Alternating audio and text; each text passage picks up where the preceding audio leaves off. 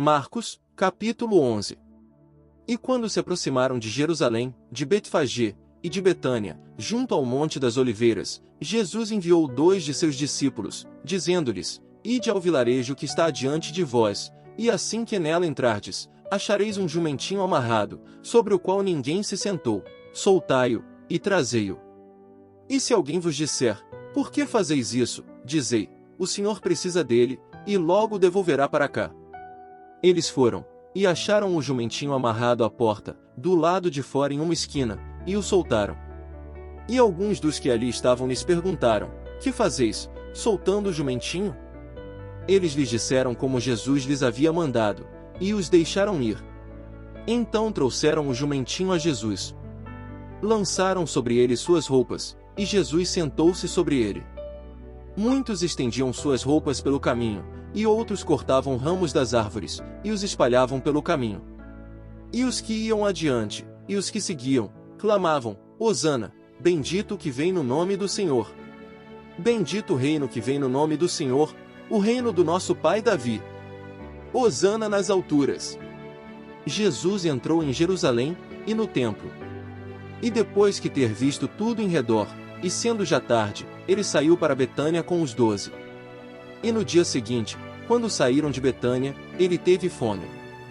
E vendo de longe uma figueira que tinha folhas, veio ver se acharia alguma coisa nela, mas ao chegar perto dela, nada achou, a não ser folhas, pois não era o tempo de figos. Então Jesus lhe disse: Nunca mais ninguém coma fruto de ti. E seus discípulos ouviram isso. Depois vieram a Jerusalém.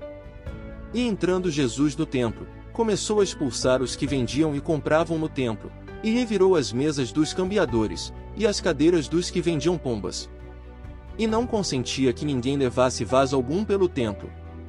E ensinava, dizendo-lhes: Não está escrito: Minha casa será chamada casa de oração de todas as nações? Isaías 56:7 Mas vós fizestes dela esconderijo de ladrões. Os escribas e os chefes dos sacerdotes ouviram isso, e buscavam uma maneira de o matar, pois o temiam, porque toda a multidão estava admirada do ensino dele.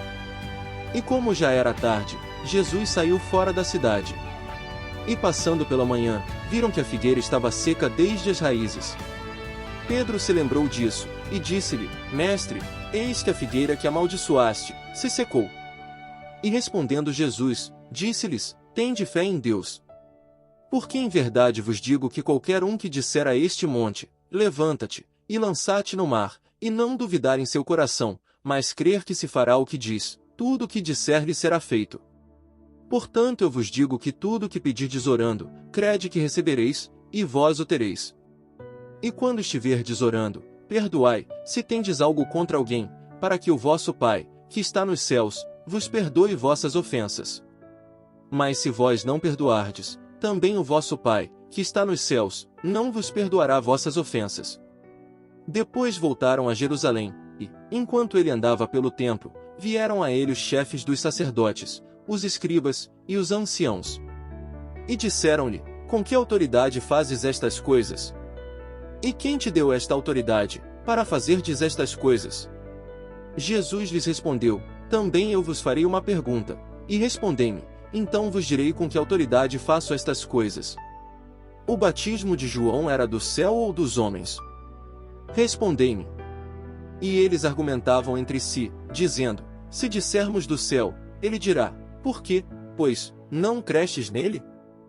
Porém, se dissermos dos homens, tememos ao povo, porque todos consideravam que João era verdadeiramente profeta. Então responderam a Jesus: Não sabemos. E Jesus lhes replicou: Também eu não vos direi com que autoridade faço estas coisas.